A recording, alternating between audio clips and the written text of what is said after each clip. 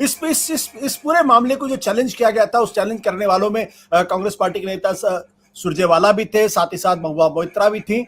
यानी राजनीतिक दल और उनके नेताओं ने इसको सुप्रीम कोर्ट में चुनौती दी थी और कहीं ना कहीं वो इस बात से परेशान थे कि एनफोर्समेंट डायरेक्टरेट लगातार विपक्षी नेताओं को टारगेट कर रहा। तो राजू रंजन जी, क्या इस जैसा कि राकेश जी हिंट कर रहे हैं, क्या आप उनकी राय से सहमत हैं कि जिस तरीके से एनफोर्समेंट डायरेक्टरेट ने पिछले दिनों विपक्षी नेताओं को टारगेट किया था और उसमें कोई ज्यादा कमी आने वाली नहीं है?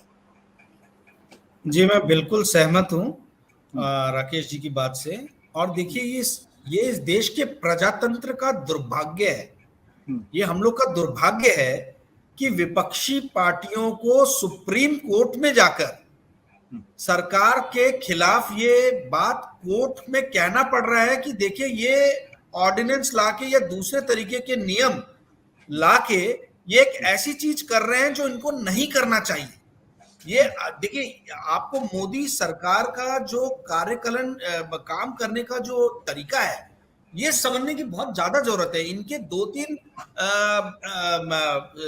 क्लियर कट ट्रेट्स हैं कि भाई ये किस तरीके से काम करते हैं। एक तो इनका सबसे बड़ा ट्रेट है कि with great power comes great irresponsibility. आपको 303 पार्लियामेंट में चुन के भेजे गए, आपको ग्रेट रिस्पॉन्सिबिलिटी से काम करना चाहिए था, विपक्षी पार्टियों को साथ में लेके काम करना चाहिए था, प्रजातंत्र को मजबूत बनाने के लिए काम करना चाहिए था। तो आप क्या कर रहे हैं? आप तो उस चीज को नजरअंदाज कर रहे हैं और विपक्षी पार्टियों को सुप्रीम कोर्ट में जाके आपके खिलाफ बात करना पड़ रहा है। सो ये आप जो दिखा रहे हैं वो ये क्लियर कट दिखा रहे हैं कि with great power comes great इररिस्पॉन्सिबिलिटी।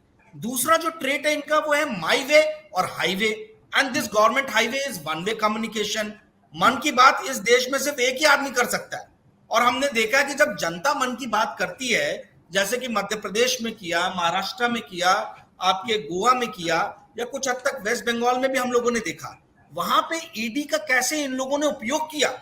लोगों ने जब मन की बात की, लोगों ने जब अपना मत रखा, तो उस मत को किस तरीके से जो है विभाजन करने के लिए ईडी का उपयोग किया गया। मुझे तो यह समझना है कि संजय मिश्रा जी का क्लेम टू फेम है क्या। मैं थोड़ा सा ईडी फिरदौस मिर्जा जी ने बताया था, मैं थोड़ा सा और इसके हिस्टोरिकल बैकग्राउंड में 2-3 चीजें बता देना चाहता हूं। पहला तो देखिए, ये फेरा एक्ट और फेमा एक्ट जो 1999 में आया, ठीक है, उसके बाद में 2002 का prevention of money laundering act हुआ, और उसके बाद में 2018 के अंदर में ये लोग लेके आए हैं फ्यूजिटिव इकोनॉमिक ऑफेंडर्स एक्ट। ये सारे एक्ट से पावर मिलता है ईडी को, और ईडी का पावर बहुत विस्तृत है, बहुत ज्यादा है। अब मुझे ये नहीं समझ में आ रहा कि इनका क्लेम टू द फेम क्या है। अदानी का इतना बड़ा इश्यू हो गया, आज सेबी लिख के सुप्रीम कोर्ट में बोल रही है कि हम 13 एफपीआई जिन्होंने पैसा डाला है, उनके अंदर में 42 एफपीआई ने पैसा डाला है, एंटिटीज ने। हम पता नहीं लगा पा रहे हैं कि भाई ये मनी ट्रेल के बारे में कि इसके ओनर कौन है। आज आप देखिए, नीरव मोदी देख लीजिए, ललित मोदी देख लीजिए, चौकसी देख लीजिए, अपने तमाम तरीके के लोग हैं, विजय माल्या देख लीजिए, एक भी आदमी के अगेंस्ट में सीबीआई ईडी इतना स्ट्रॉन्ग केस नहीं बना पाए मनी ट्रेल का कि वापस हम लोग इनको अपने देश में ला सके। तो ये 5 साल का, मैं ये सरकार से पूछना चाहता हूं कि इनको 5 साल का किस्त, 4.5 साल तो निकाल ही लिए उन्होंने, 5 साल का आपने क्या सोच के इनको ये किया? कुछ अचीवमेंट होना चाहिए, कोई बड़ा अचीवमेंट होना चाहिए जिसके बेसिस पे आपको प्रमोशन या आपको एक्सटेंशन मिल रहा हो। यहां आपका क्लेम टू द फेम क्या है वो समझ में नहीं आ रहा। और देखिए, जो सबसे इंपॉर्टेंट बात है, जो मैंने हर डिबेट में आपके और सत्य हिंदी के दूसरे डिबेट में मैंने कहा है और बार बार कहा है कि मोदी सरकार का जो मेन, जो सबसे काम करने का तरीका है, वो है कि ट्रांसपेरेंसी नहीं होनी चाहिए। Secrecy is the security and security is the victory. तो you maintain the secrecy, that will give you a security, और इस security से ही हमको victory आएगी।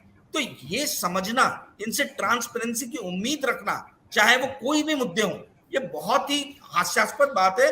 और एक भी का सुप्रीम कोर्ट ने किया, मिश्रा जी, अपना राकेश जी ने सही बात बोली कि भाई हमको इसमें बहुत ज्यादा खुश होने की जरूरत नहीं है। उल्टा ये तो दुर्भाग्य की बात है कि हमारा मनोबल कितना गिर गया है कि एक हमको कोई पॉजिटिव राह दिखी तो हम आज उसके ऊपर में चर्चा कर रहे हैं और लोग खुशी मना रहे हैं कि भाई चलो कहीं तो नकेल कसी है।